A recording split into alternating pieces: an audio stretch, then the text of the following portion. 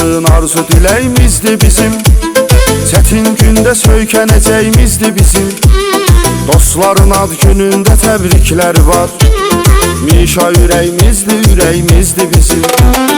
Hamı tanıyır ki səmimi insandır, dosta sədaqətlidir, can qurbandır. Ömrünün çox hissəsi qürbətdə keçib, ləqəbi Mişadır, adı Əmr Aslandır. Biz səni hər vaxtı tanımışıq mədəni, dost kimi qulluğunda durmuşuq yəni. Mübarəkdir yubileyindir 45 yaş, təbrik eyləyirik biz ay Mişa səni. Biz səni hər vaxtı tanımışıq mədəni, dost kimi qulluğunda durmuşuq yəni. Mübarəkdir yubileyindir 45 yaş, təbrik eyləyirik biz ay Mişa səni.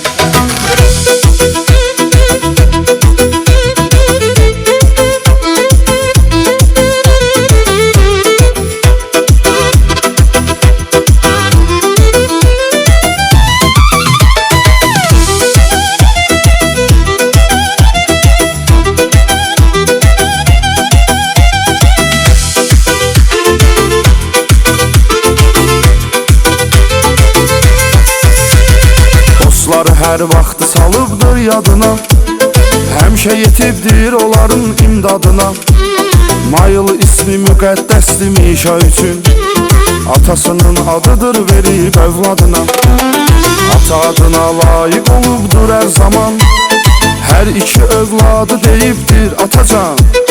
Oğul atanın arxasıdır, dayağıdır, 11 oğlu Mayıldır, bir oğlu Kənan.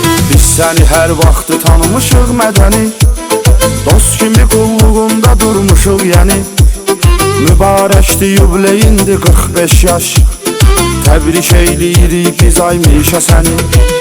Biz səni hər vaxtı tanımışıq mədəni, dost kimi qulluğunda durmuşuq yəni. Mübarəkdir yubileyindir 45 yaş, təbrik eyləyirik biz ay Mişa səni.